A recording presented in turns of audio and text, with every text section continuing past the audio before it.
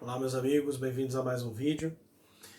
Continuando o nosso tema que iniciamos lá no vídeo Nó de Tolo. Se você não viu o vídeo mais confuso do canal Aleph Hofer, vá assisti-lo. Em seguida nós tratamos de um outro vídeo que foi a Dark, falamos sobre o final da série Dark e como esses temas estavam relacionados. E hoje nós vamos falar sobre um tema ainda relacionado a esses, e conectado a um tema que eu tenho explorado já em postagens, em outros vídeos, que é os invisíveis. Se você não viu meu vídeo sobre os invisíveis, ou não leu os textos que eu já postei no Facebook, dê uma olhada em tudo isso, para você ficar mais ou menos a par do assunto. Eu vou falar hoje sobre um elemento aqui do encadernado número 4 de Os Invisíveis.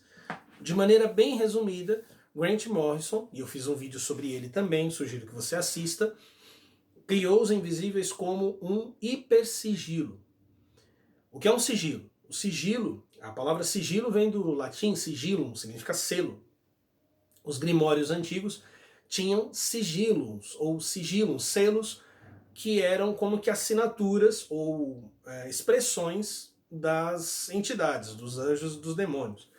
Um sigilo é mais ou menos parecido com o que um guia faz dentro de um terreiro de umbanda, por exemplo. Normalmente, depois de um período em que o médium está incorporando o guia mostra quem ele realmente riscando o seu ponto. O ponto que o guia risca é também um sigilo. Ele é um sinal pictográfico que expressa a natureza, o poder, a autoridade, os símbolos, as armas mágicas da entidade. Isso quer dizer, então, que um hipersigilo, ele tem essas mesmas funções, ele tem esse mesmo simbolismo, mas ele opera em muitos níveis. Quer dizer, cada personagem aqui faz parte desse sigilo. E as dimensões do sigilo também são maiores do que as dimensões normalmente atribuídas a um sigilo. Se quer invocar uma entidade, você utiliza o sigilo dele. Você quer ser protegido, ou você quer honrar a entidade que te atendeu, você reproduz o sigilo dele de alguma forma. Então um hipersigilo, ele tem todas essas características, mas operando em muitos níveis. Então quer dizer que é por isso que Grant Morrison chamou a série Os Invisíveis de um grimório. Quer dizer, ele transcende mesmo a característica de um hipersigilo. Mas enfim, nessa edição número 4, o personagem principal, quer dizer, um dos personagens principais, o líder da célula dos invisíveis, porque os invisíveis são diversos grupos que estão combatendo os arcontes da igreja externa dentro da história. O líder da célula principal, que é o King Mob, é justamente o avatar do Grant Morrison. Se você procurar a imagem, inclusive aqui está de thumb no nosso vídeo, você vai ver como ele é a cara, né, do King Mob. Ele socorre uma das personagens que foi ferida numa história anterior, a Robin, e leva ela até o Colégio Invisível. Aqui, tá? Essa catedral aqui é o Colégio Invisível. O que é o Colégio Invisível? Você está aqui no canal, provavelmente você já leu alguma coisa sobre magia e ordens mágicas, né? Então você provavelmente já deve ter visto este livro, a trilogia dos Rosa Cruzes. Né? Esse livro ele tem inúmeros códigos, né? E aqui se menciona um tema que é o do Colégio Invisível. Aqui reproduzido, o Colégio Fraternitas, né? Ou seja, uma espécie de loja, como lojas maçônicas ou mesmo lojas Rosa Cruzes, mas existindo em algum reino espiritual. Então é para lá que ele leva ela, para o Colégio Invisível. Lá ela passa por uma experiência em que ela vê uma fonte, né? Vou até mostrar para vocês aqui, que está bem no centro do colégio, né? Ela vê essa fonte, e as gotas que emergem da fonte se transformam em entidades muito parecidas com os alienígenas Grey. E o King Mob explica para ela que é para ela não ter medo, porque eles não são aliens, são anticorpos. Sobre isso eu falo um outro dia, tá?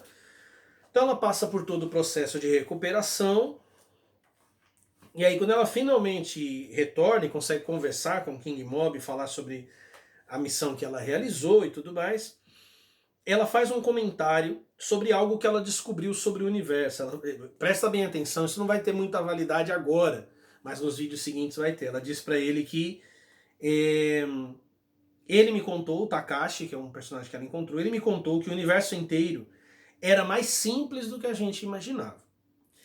E aí o King Mob fala para ela que eles estão no Colégio Invisível, que ela sabia que existia, mas nunca tinha ido lá. E quando eles saem, né, ele vai tentar explicar para ela o que isso significa, e aí ele mostra na parede do Colégio Invisível este símbolo, a Vesica Piscis, né, que você já deve ter visto em muitos carros com Jesus te ama, lá, coisa desse tipo. Inclusive o King Mob comenta isso, né? A Robin fala, eu não sei, não entendi, isso aí não é um troço cristão? E aí ele fala que a galera que usa como símbolo cristão não sabe o que significa e diz que o peixe é um mapa da realidade. O peixe é um mapa da realidade. Peço a você que, se você não viu, que veja o vídeo O Nó de Tolo, porque no final do koan que Crowley escreve, ele diz morte a todos os peixes. Morte a todos os peixes, tá? A Vesica Piscis é a imagem de um peixe. Aí o King Mob continua explicando para ela. Ele diz que se prolongar as curvas, daqui a pouco eu vou mostrar para você como isso acontece, você vai ver dois círculos com intersecção. E aí ele começa a explicar, né? Que os primeiros gnósticos sacavam, era para nos contar o que o verdadeiro Cristo contou para eles.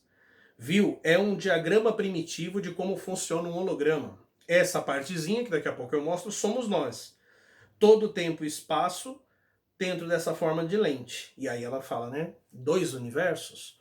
Bom, fora que isso aqui é uma menção às revelações que Philip K. Dick recebeu, e daqui a pouco eu falo, mas o prolongamento do qual ele está falando é isso aqui, tá?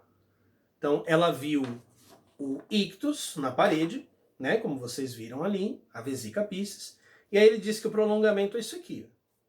E aí ele diz que esta partezinha somos nós, tá? Esta partezinha somos nós. Nessa imagem que eu estou mostrando aqui, você vê que aqui dentro está escrito justamente ictus e explicando o código que os cristãos antigos usavam, que é o nome abaixo, né? Jesus Christus Theos Huios Soter, ou seja, Jesus Cristo, Filho de Deus, Soter, Salvador. Jesus Cristo, Filho de Deus, Salvador. É interessante, né? Porque se você pensar que o nosso universo, relembrando que eu já falei do Philip K. Dick, né? Você tem dois universos, hiperuniversos, inclusive é isso que ele fala para ela, que não são dois universos, são mais para meta-universos, que só existem num nível elevado. Você tem os dois meta-universos interagindo e produzindo um terceiro universo, que é o nosso.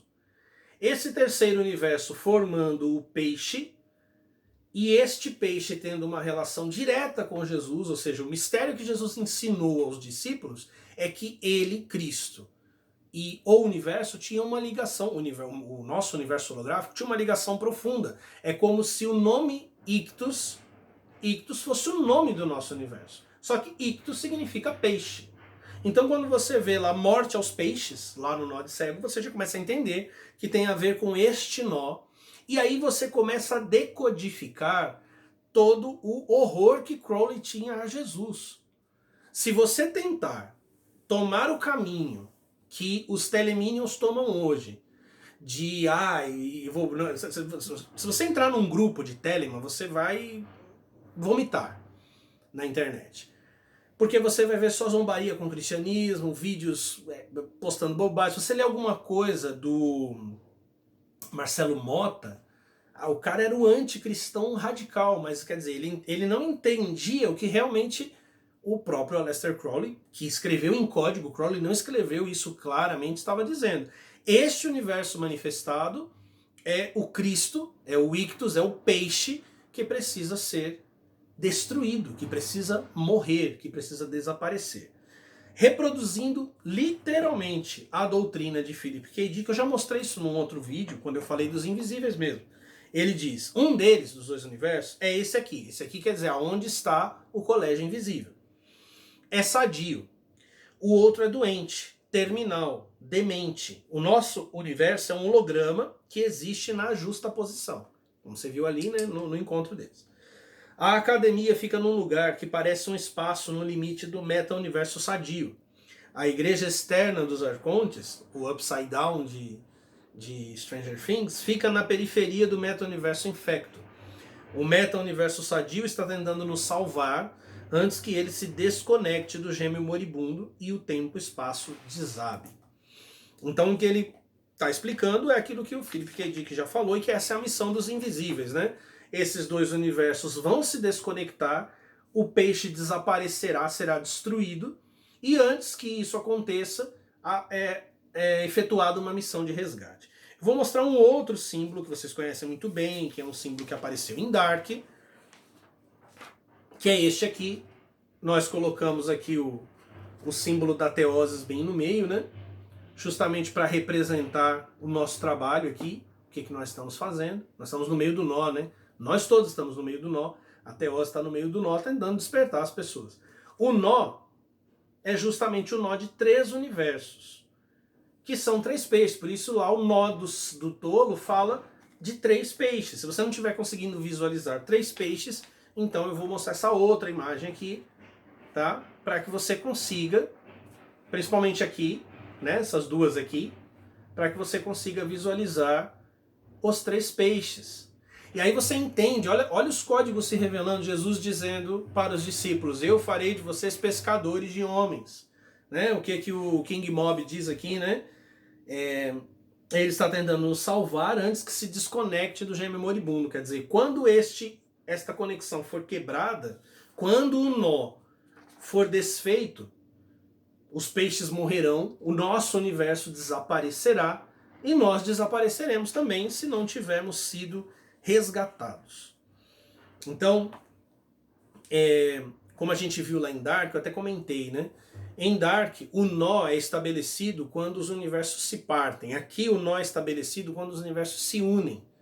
Mas essencialmente é a mesma coisa, porque o nosso universo é um universo dual, né? Porque ele tem as características dos dois universos, mas interagindo não de maneira equilibrada, de maneira doentia, então a gente acaba percebendo essas características, essa dualidade inerente. A Cláudia em Dark comenta isso quando fala com o Adão, que nós infelizmente pensamos de maneira dual, ou seja, um efeito da própria dualidade, seja dos universos partidos, seja dos universos unidos, e por conta disso a gente não consegue enxergar toda a dimensão daquilo que realmente é. Você consegue encaixar nisso, né, nesses 3 universos, 2 meta-universos e um universo ictus, um universo peixe, né?